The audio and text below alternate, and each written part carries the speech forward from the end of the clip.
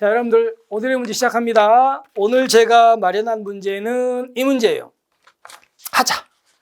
하자인데 이제 하나씩 뜯어봅시다. 여러분들 하자의 승계 배우셨죠? 적어볼게요.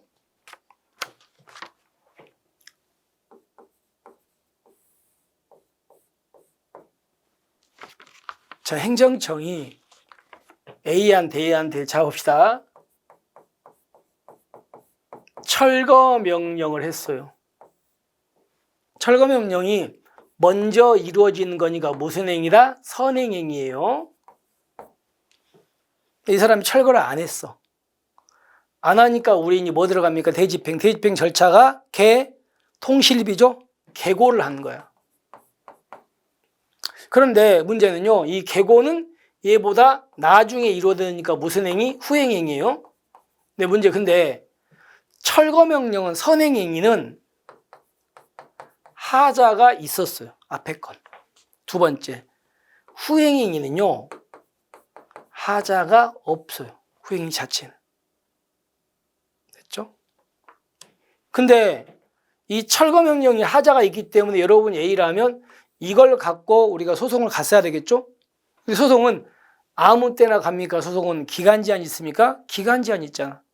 근데 이 사람이 소송을 가야 되는데 제소 기간을 놓쳐버렸습니다.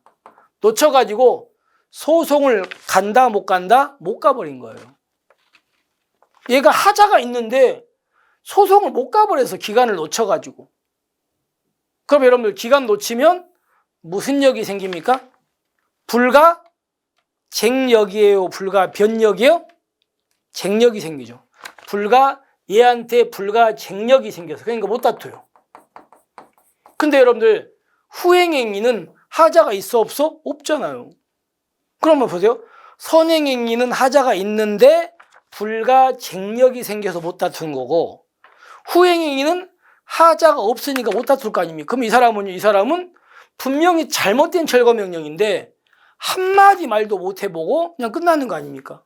그래서 등장한 게 얘가 불가쟁력 생겼다고 해서 하자가 없어집니까? 하자는 그대로 남아있는 겁니까? 남아있잖아. 따라서 얘의 하자가 후행행위에 뭐 된다? 승계된다면 이 말이 나온 거예요. 그러면 원래 얘는 하자가 없었죠? 근데 앞에 거 하자를 승계받았잖아요.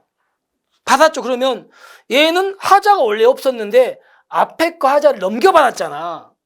그러면 넘겨받았으니까 얘도 하자가 생기는 거 아닙니까? 하자 넘겨받았으니까. 그래서 이거를 다툴 수 있게 되는 거야. 넘겨받았으니까.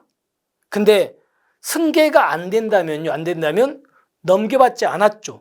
따라 못 다투는 거. 그럼 여러분이 A라면요. 앞에 거 하자가 뒤에 거에 승계되는 게 좋아요? 안 되는 게 좋아요?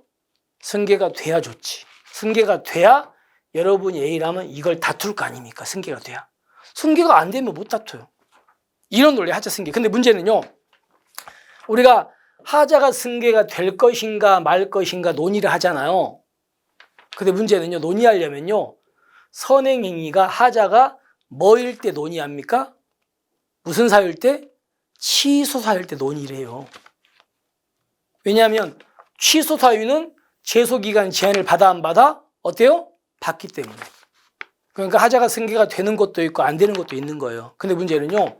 잘 조심하세요. 선행행위 하자가 엄청 커. 크면 하자가 뭐예요? 무효잖아, 무효. 무효면요. 무효 앞에 게 무효면 뒤에 것도 그냥 무조건 무효예요. 그러면 여러분들 얘가 무효면 뒤에 것도 무조건 무효니까 무조건 하자는 승계되는 거예요. 그러니까 무효라면 승계된다 안 된다를 우리가 논의 안 해? 안 해요. 무조건 승계되는데 뭘 논의해. 그러니까 승계가 되는가 안 되는가를 따지는 경우는 앞에 하자가 무효가 아니고 무슨 사유일 때? 취소 사유일 때 논의가 합니다. 아시겠죠? 조심하셔야 돼요. 그래 논의가 하는 거예요. 그럼 여러분들 무효라면요. 얘하고 얘가 목적이 똑같은가 별개의 목적인가 따져 안 따져? 전혀 안 따져. 무조건 승계야. 대신에 얘가 취소 사유라면 얘하고 얘가 목적이 동일해. 두 개가 목적이 동일하다면 하자 승계가 돼. 근데 두 개가 목적이 다르다면 승계가 안 되는 거거든요. 아시죠? 그래서 우리는 판례 철거명령과 계고는 목적이 똑같아, 목적이 달라요? 목적이 다르지. 이거는 의무를 부과하는 거고 계고는 대지배 때려부시는 절차니까 목적이 달라. 따라서 우리는 얘가 취소사유라면 하자 승계가 안 돼요. 근데요, 얘가 무효라면 뒤에 것도 무조건 뭐야? 무효니까 승계가 무조건 돼. 별개예요. 아시겠죠? 기억하세요. 그러면 이제 문제 갑니다. 선행처분과 후행처 서로 독립하여 별개의 법률효과. 그러면 앞에 거하고 뒤에 게 목적이 똑같다, 목적이 별개다? 별개죠. 별개인데 보세요. 선행처분이 무슨 하자가 있습니까? 무효하자가 있네, 무효. 그 무효면 별개인지 동일한 건지 따져 안 따져? 안 따져. 뗄 필요가 없어. 그냥 무조건 승계야. 따라서 하자가 있다는 이유로 후행적으로 다툴 수 없습니까? 무효라면 후행과 다툴 수 있습니까? 있습니다. 무조건 승계니까. 무효면 논의할 필요가 없다니까. 그래서 이게 바로 잘못된 질문입니다. 아시겠죠? 최종 정리합니다.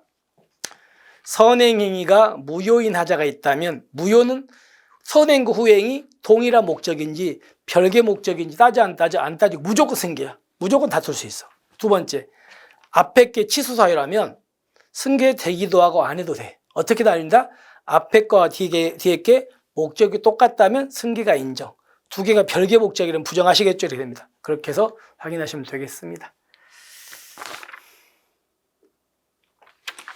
자, 이렇게 해서 우리가 이 부분 마무리하고요. 두 번째, 행정청인 이거는 하자치우인데 보세요. 행정청이 판례입니다. 행정청이 청문서 도달계 이렇게 합시다. 행정청이요.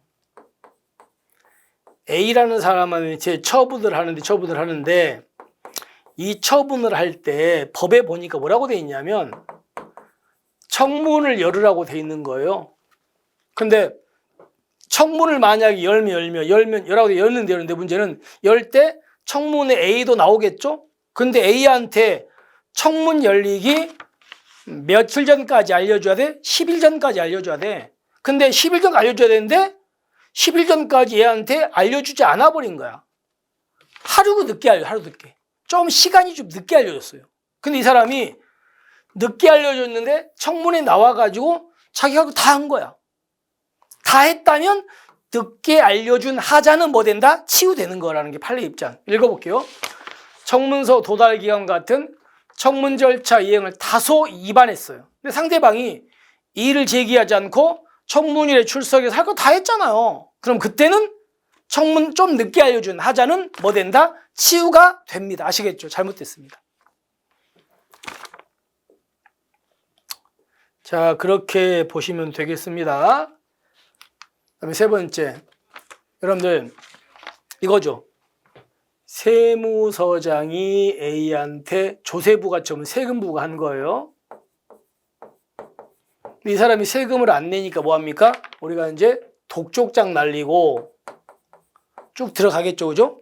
근데 여러분들 세금 부과가 무효래요. 세금 부과가 취소 사유래요. 취소요. 그럼 여러분들 얘가 취소인데 얘의 하자가 여기에 승계되냐 이 문제 아닙니까? 여러분들 세금 부과의 하자는 독촉에 승계돼 안 돼. 승계가 안 되잖아요. 그죠? 아시죠? 왜냐하면 세금 부과는 세금 내라고 의무를 부과하는 거고 안 내니까 이거는 강제 집행하기 위한 절차 아닙니까? 따라서 두 개는 목적이 달라. 승계 안 돼. 따라서 승계된다. 잘못된 거 아시겠죠? 승계 안 돼요.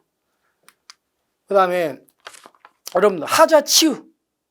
여러분들 하자 치유는요. 치유는 무슨 하자만 치유됩니까? 하자는 무효 아니면 취소잖아요. 그죠? 근데 무슨 하자만 치유돼요? 우리 판례가 취소에만. 무효는 하자가 너무 크니까 치유 안 된대. 따라서 보세요. 징계처분이 중대 명백한 하자. 그럼 무효죠. 무효라면 징계처분을 받은 자가 이를 용인했어. 용인해도 하자 치유돼 안 돼? 안 돼. 결론 이 판례 의미는 하자가 치유되는 판례는 하자가 치유되는 건 무슨 하자만 치유된다? 취소만 치유돼요.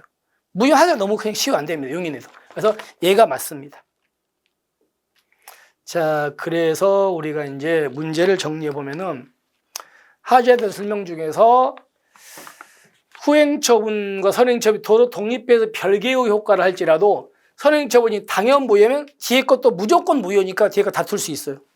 그리고 도달기간을 조금 늦게 알려줬어도 얘가 이해하지 않는 채 청문회에 출석해 할 거 다 했어. 그러면 하자치고 됩니다. 그리고 조세부가처분의 취소 사항에다가 있는 경우 이거는요 후행정일차인 여기에 승계된다 안 된다 안 돼 별개니까. 그래서 답은 4번만 맞습니다. 아시겠죠? 자 이렇게 해서 우리가 이제 오늘의 문제 정리를 합니다. 됐죠? 그리고 이제 행정행위 문제가 앞으로 한 2개 정도만 좀 더 하시면 될 것 같습니다. 자 이렇게 해서 오늘의 문제 마무리하고요. 남은 하루 좀 알차게 좀 쓰시고 우리는 내일 뵙겠습니다. 자 수고하셨습니다.